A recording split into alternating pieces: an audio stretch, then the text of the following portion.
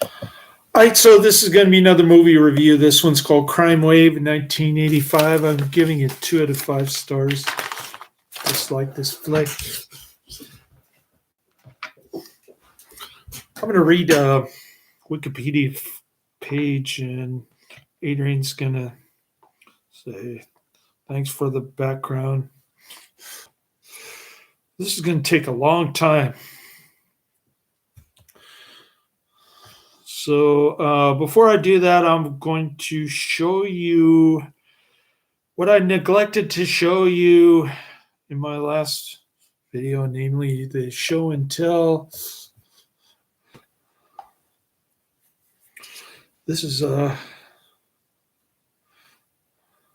Stars Inside Comic Books Unbound. I don't know if you can see that. It's kind of too much glare on there. Can you see it now? Whenever I pointed at directly at the screen, there's too much glare.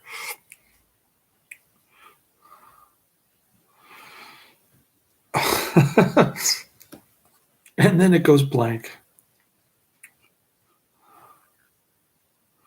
It's kind of hard to see, isn't it? But it looks better without the glare. Trust me. I don't know if you can see that. It's difficult.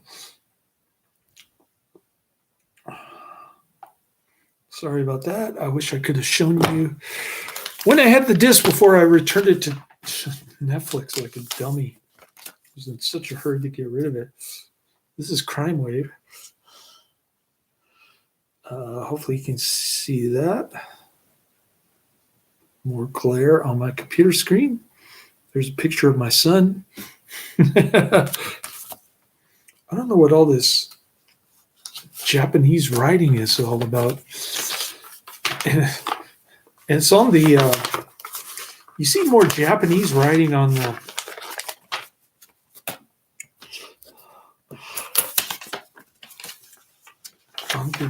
DVD menu itself. When you play it on the DVD player, you see more Japanese writing on the DVD screen, and you're thinking to yourself, okay, do I have to watch this in subtitles? Is this some kind of bait and switch that Netflix did? They gave me a Japanese movie instead of a US movie. I don't know what the heck's going on with that. Anyways, this is Criminal Law. This is next up on my. This looks some more promising. It's actually rated R. The Crimewave is PG-13. It's a 1985 U.S. comedy film. Somebody on YouTube said that Wikipedia is calling it a horror comedy film. I think they're pulling your leg because it says U.S. comedy film. It does not say comedy horror film. Directed by Sam Raimi from a screenplay he co-wrote with the Coen brothers. Stars Reed Birney, Cherie J. Wilson, Paul L. Smith, who played Bluto in the Popeye movie, I think. Brion James, very young looking Brion James with long hair. A sleazy looking Brion James in this one. Louise Lasser, who was high on coke during the filming. Very attractive looking Louise Lasser.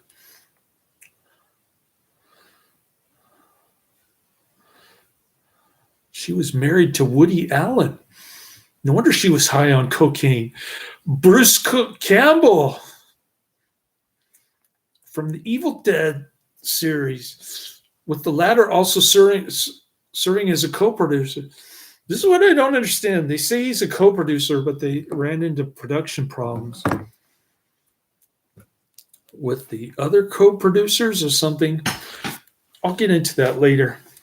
An unusual slapstick mix of film noir, black comedy, Hitchcockian suspense, B-movie, and conventions. Crimewave portrays bizarre situations involving a nebbish everyman, Bernie, entangled in a murderous plot while pursuing his love interest, Wilson.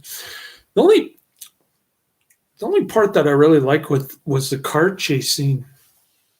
That was decent. The rest of the movie was garbage, man. It was rubbish, as Adrian would say.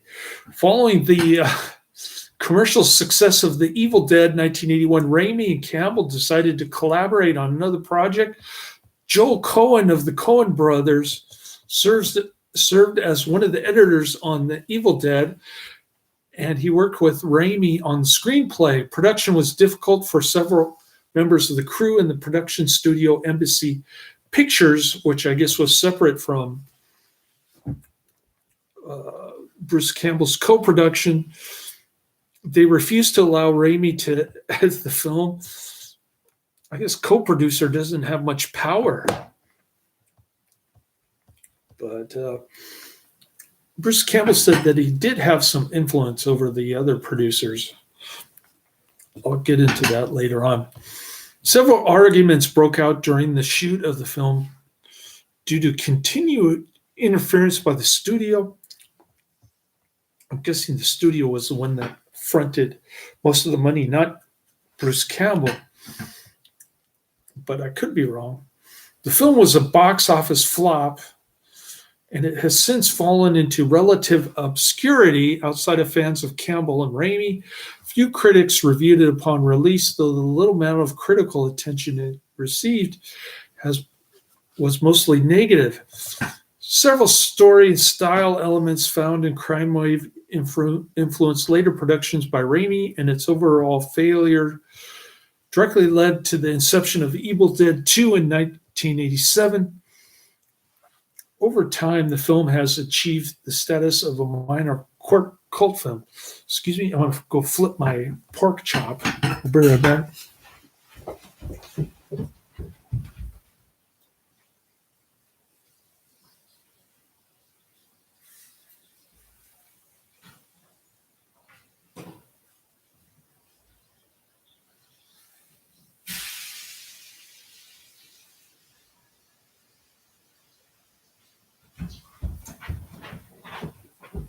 All right. Pretty soon I'm going to have to stop cooking my pork chop. So sorry for the interruptions here. Victor Ajax has been sentenced to death, sitting in an electric chair. In a flashback, we learn that Victor once was a promising young technician in the employ of Trend Oligard Security. Mr. Trend, co-owner of the company, has learned of a plan by his partner to sell the company to Ronaldo the Heel, played by Bruce Campbell. And he responds by hiring 2 exterminators who promise to kill all sizes in order to eliminate Odegaard. And his plan, when Victor, who has been installing security cameras in Trent's apartment building, seems about to go back to the store, Trent distracts him with a lecture about the grand design, and he sends Victor on a quest to find his dream girl. The cocaine-induced Louise Lasser character, very comely looking. The dream girl is found in the form of Nancy, who responds minimally to Vic, but he is enamored of Ronaldo, the male chauvinist character played by Bruce Campbell. Victor and several residents of the building, including Mrs. Trend, run afoul of the killers, and a seemingly random series of slapstick murders occur, for all of which Victor is ultimately blamed. Nancy inevitably becomes the target, and Vic saves her, and he kills the exterminators after a long comical fight sequence. Yeah, this is a part of the movie that I liked. The only part, the rest of it is pure nonsense and annoying. The Brion James character has to be the most infantile, stupid character I've ever seen on screen. I don't know why people like his performance in this. He's ugly, he's annoying, and he's stupid. The flashback ends, and Victor is in the electric chair, and he waits his execution with an elaborate race sequence occurs in which Nancy, accompanied by several nuns, drive manically Nancy at the wheel to the scene in order to prove his innocence. Before the switch is pulled, however, Nancy arrives just in time and she clears his name. Actually, the nuns break their 40-year vow of silence or whatever. I think that's what happens. But I don't want to go too far in the ending. I don't want to spoil it. There's some inexplicable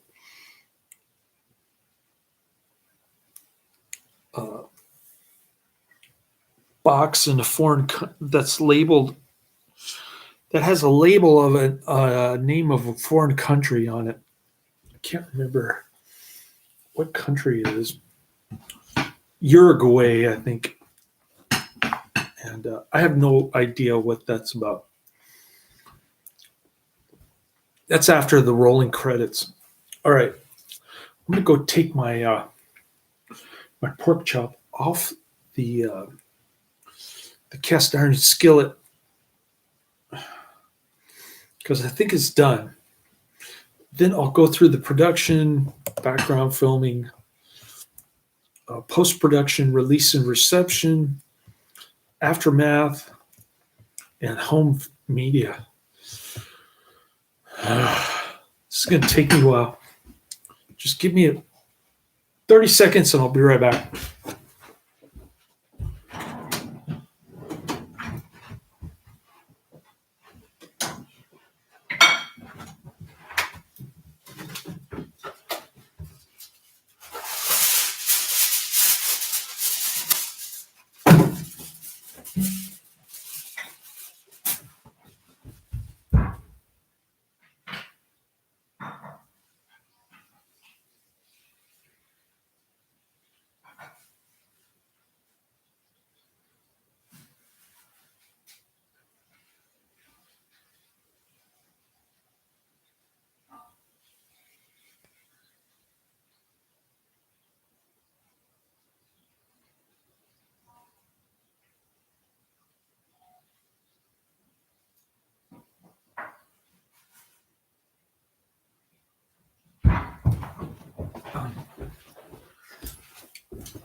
Okay, now I'm back. Hopefully it'll only take me 5 minutes to go off this. My favorite movie, Aswal Rivaldi, is in the chat room. He's asking, what is your favorite movie of all time? The answer is Seconds with Rock Hudson. I believe that's 1966.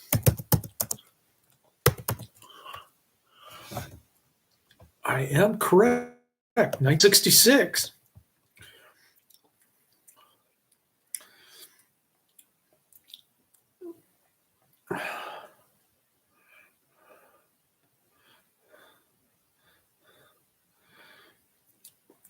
Sorry, Mr. Aswal Rivaldi.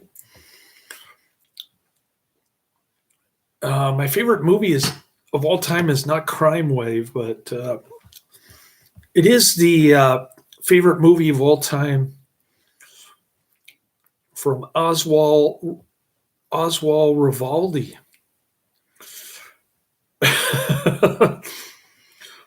Yeah, I can't read off Wikipedia and read your comments in the chat room at the same time, right, Karate Man? Karate Man's in the chat room. All right. So by 1983, longtime friends Campbell and Raimi had collaborated on several projects together. The duo just completed the production of Within the Woods and The Evil Dead, the latter of which was a box office and critical hit. Following his involvement in The Evil Dead, Campbell had difficulty establishing a career as an actor. He appeared on the soap opera Generations and in several Detroit commercial ads. Meanwhile, Raimi had been collaborating with Ethan and Joel Cohen on a screenplay. Joel Cohen had been one of the editors on The Evil Dead, which led to him befriending Raimi. Joel Cohen's experience editing The Evil Dead inspired him to complete his own film, Blood Simple, which was released to critical acclaim. The script would later develop into Relentless, a narrative about two crazed killers.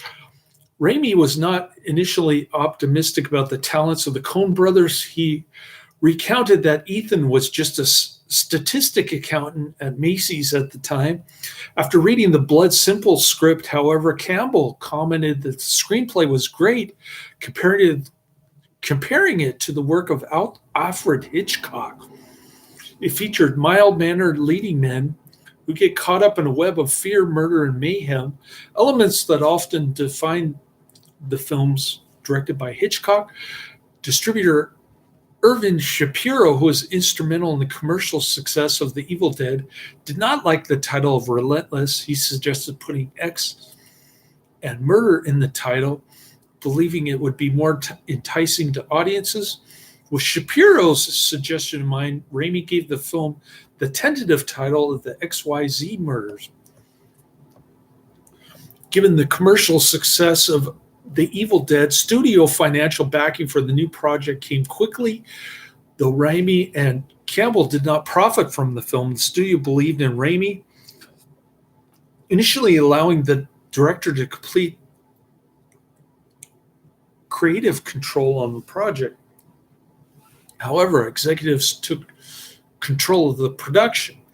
Raimi and Campbell developed the project with Embassy Pictures producer Norman Lear, who supposedly had a Midas touch because of the consistent success he had attained from various television production. Because they're talking about All in the Family. I don't know what they're referring to specifically. He suggested the title Crimewave, which was ultimately used. Raimi and the studio clashed several times during production.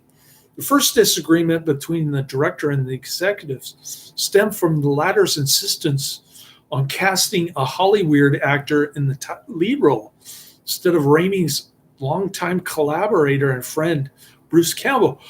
In his 2002 autobiography, If Chins Could Kill, Confessions of a B-Movie Actor, Bruce Campbell commented about how difficult it was working with more established producers, jumping in the big time and dealing with the excruciatingly specific and alternately vague demands of the studio. Hollywood executives took an interest in everything. Campbell was surprised that he had to audition for the lead role, as he did not have to test for The Evil Dead. Campbell and his photographer friend, Mike Ditz, used a 16mm camera, and they shot a scene to show the producers. Upon viewing it, the producers asserted that Bruce Campbell will not star in this film. In retaliation, Raimi lengthened a supporting role, and he gave it to Campbell the character of Ronaldo the heel. This allowed for Bruce Campbell to be present during the production, which he later noted was a good thing, as due to the constant studio interference, Sam needed all the help he could get. Raimi budgeted the film at $2.5 million, an amount that the studio greenlit, but the calculations had not taken union fees and regulations into account, making the proposed budgeting and scheduling unrealistic. In addition, the crew were talked into spending 3 times the allotted money for one shooting location.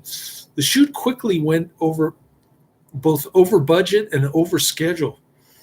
At that point, the studio stepped in, with executives demanding cuts in the script, budget restrictions, layoffs, and their own supervision of the project. The studio also insisted on reviewing every batch of dailies, criticizing the decision to use cast and crew members, including Campbell, as extras in several scenes, a Raimi trademark known as shemping. Because Sam Raimi wanted his friend Bruce Campbell to star in the film. However, producers wanted a Hollywood actor instead. Because the Detroit River was frozen, the cast had to use dynamite to achieve a shot of the water.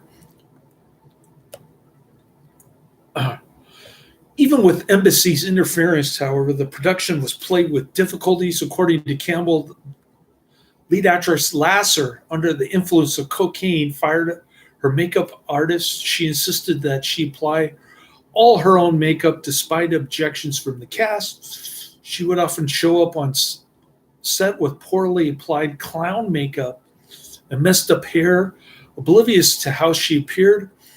There were occasions when she outright refused to leave her trailer, to the annoyance of the cast and crew. Production was often affected by weird events, such as actor Brion James trashed his hotel room in an attempt to exorcise a ghost from his light fixtures. At one point, shooting was to take place at the bridge overlooking the Detroit River, which was frozen at the time.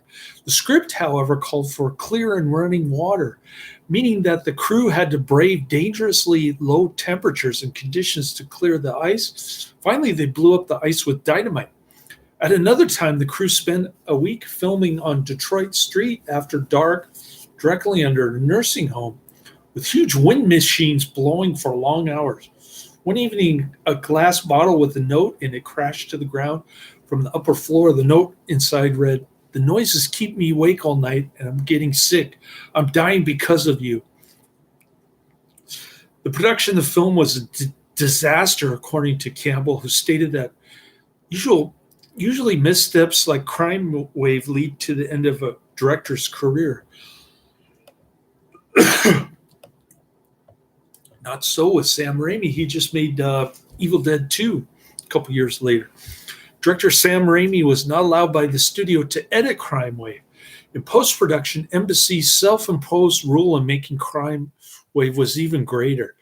Although Raimi, Tappert, and Campbell insisted that they had made the film as partners, the studio refused because of the already ballooning cost to pay for Campbell to stay in Los Angeles during post-production, although the executives later compromised. The studio replaced Raimi's music composer, Joseph Loduca, with one of its own choosing. It did the same with the editor, removing Raimi's influence over the film's final cut, which is probably why it sucks so bad. An argument broke out near the end of the post-production between Campbell and the producers. Campbell argued that he and Raimi had always been closely involved with their own film's editing, describing the behavior of producers as nickel and dime BS. One of the producers replied by calling Campbell an a-hole, commenting that the crew had gone severely over budget. The difficulty during production left a negative impression on Campbell, who insisted that he never wanted to work with big budget movie producers again, describing the conduct as soulless and just a business. Raimi commented negatively about the process too, musing that it was really wrong. It was such a horrible, depressing scene.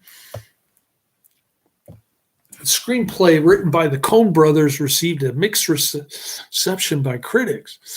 After all the editing imposed by the studio, Crimewave still became a box office flop.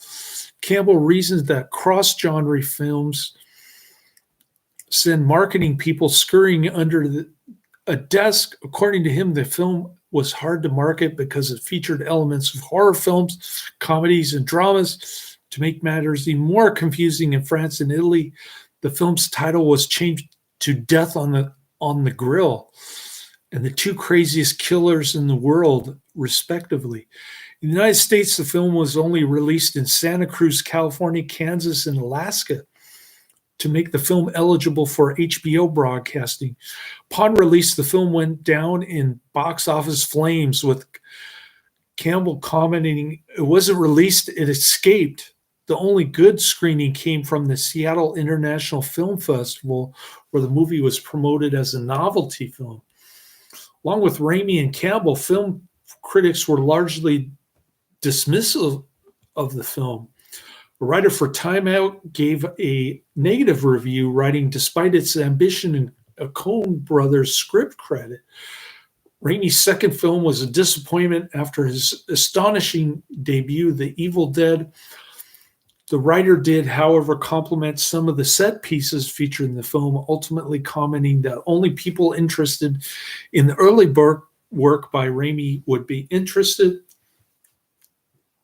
Film junk writer Sean Harley commented that if the same filmmakers had released a movie today based on their impressive filmographies and the cult followings that both have amassed, a collaboration of this magnitude would be a cinematic event like no other. However, he said the film was not a particularly brilliant movie. Yeah, it's mostly stupid. And it's easily one of the weakest projects that any of these great filmmakers have been involved in. He noted that fans of Raimi's films would likely find it interesting and give the film a weak recommendation. I'm not giving it a weak recommendation. I'm saying I don't like it. Leonard Maltin awarded the film 2.5 stars out of 4. That's pretty generous, describing it as a weird, almost incoherent crime story. Celluloid Dreams, Simon Hill commented that the writing was a disappointment, musing that it did, however, feature glimpses of the director Raimi would become. A scene in the dentist's office reminded him of a scene from Spider-Man 2, a film also directed by Raimi. He commented that even in a small part, Campbell is the most memorable character in the film. I don't know about that.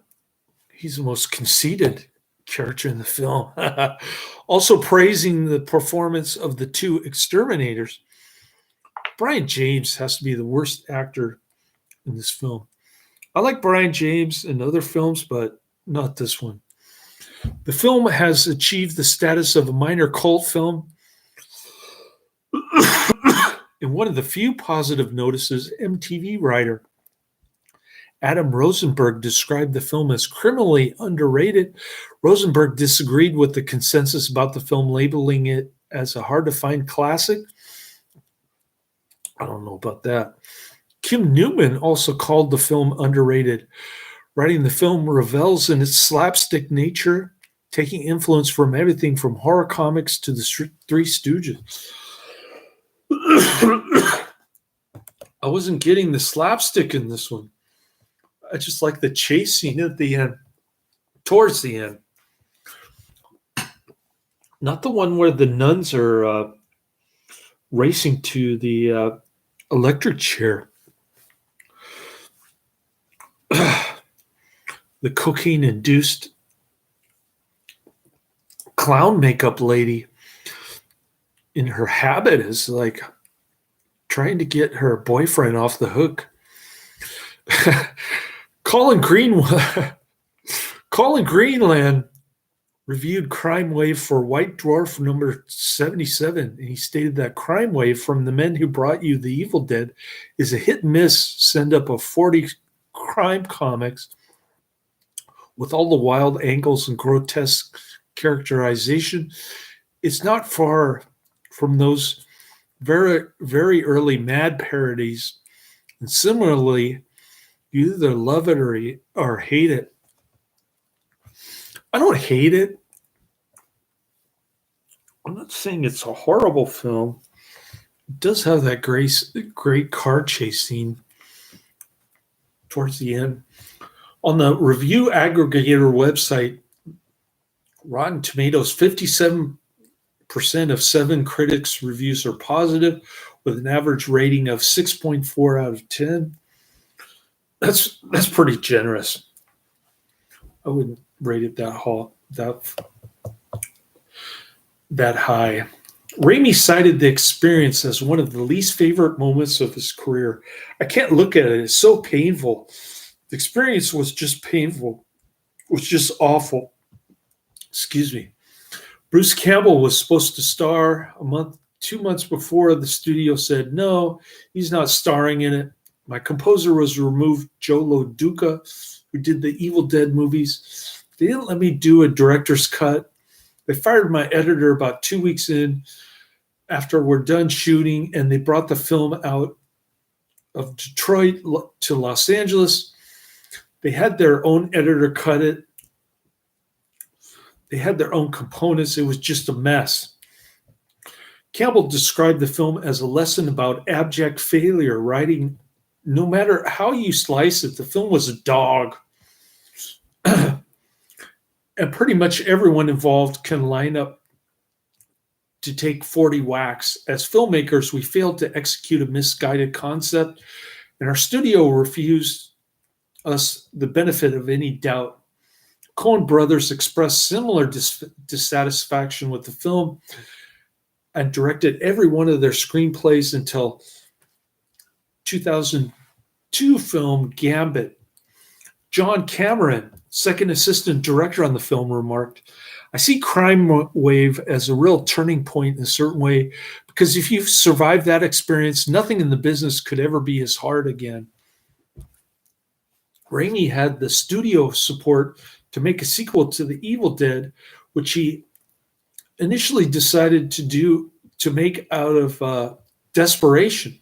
His career quickly recovered after Evil Dead 2 was released in 1987 and became a box office success. Raimi and the Coens remained friends in the duo cast Campbell and some of their films, such as The Hudsucker Proxy, Fargo, and Intolerable Cruelty, the former of which was co-written by Raimi. Elements of Crimewave were reused by frequent Raimi collaborator Josh Becker for the movie Lunatics, A Love Story, as well as by Raimi himself in Spider-Man and its sequels. In 2010, a Funny or Die comedy video featuring actors James Franco and Bill Hader paid tribute to Raimi. In a parody of a scene from Spider-Man 2, the actors discussed crime waves among Raimi's other films. Collider's Matt Goldberg stated, I think the sketch features the first reference to Crimewave ever. Shout Factory released Crimewave on Blu-ray DVD combo pack on May 14, 2013. I think you can find the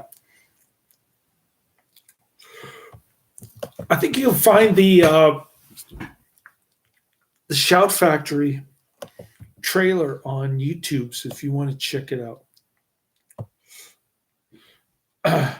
Okay, Oswald Rivaldi trolled my chat room because this is his favorite movie of all time. I disliked it, and I wasn't paying attention to his chats, and he left. Now, Karate Man.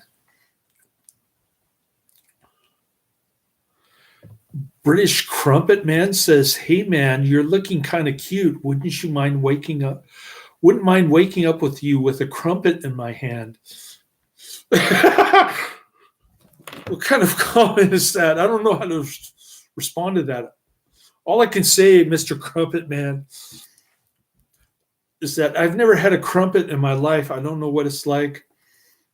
And the Bible tells me not to sleep with the same gender in my bed, although I sleep with my son in the same bed. Don't tell my ex-wife that, though. That's just because there's not a space on this bunk up here. If you climb up to that bunk, you're gonna bang your head on the ceiling.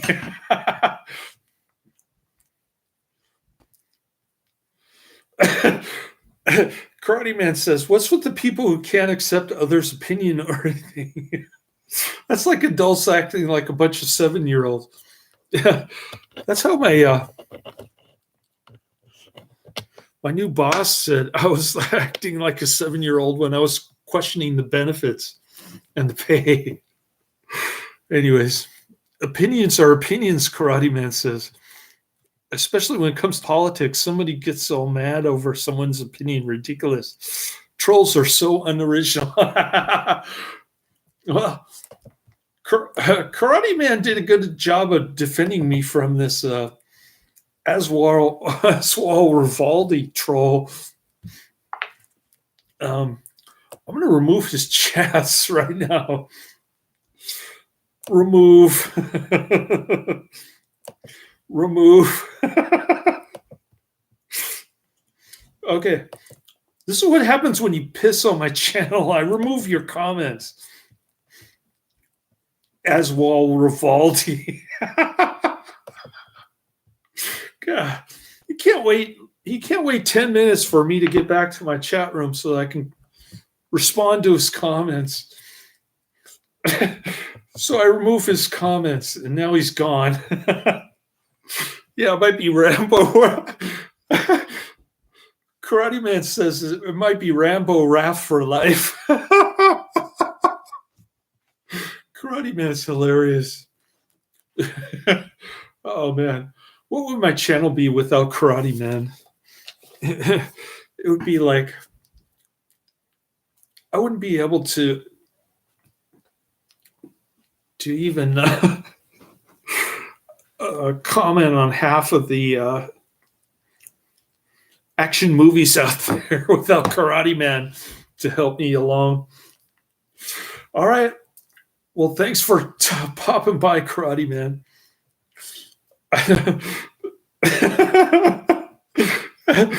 Karate Man says, I noticed the trolls got nothing to say now. 15 minutes later. Yeah. What happened to British Crumpet Man? I think I broke his heart when I told him I'm not into gays. I'm not gay. And I started talking about the Bible, which says that homosexuality is an abomination. And God doesn't like it when two men are sleeping in the same bed. Oh, man. This is too much. I'm having too much fun, guys. I'm up over 37 minutes. Anyways, 2 out of 5 stars. Disliked it. I'm not saying highly recommend it or check it out. Just get to the car chase scene, and that's about it.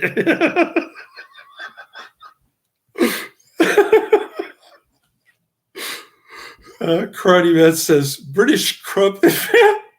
Oh, man. Karate Man says, British Crumpet Man. What kind of a name is that?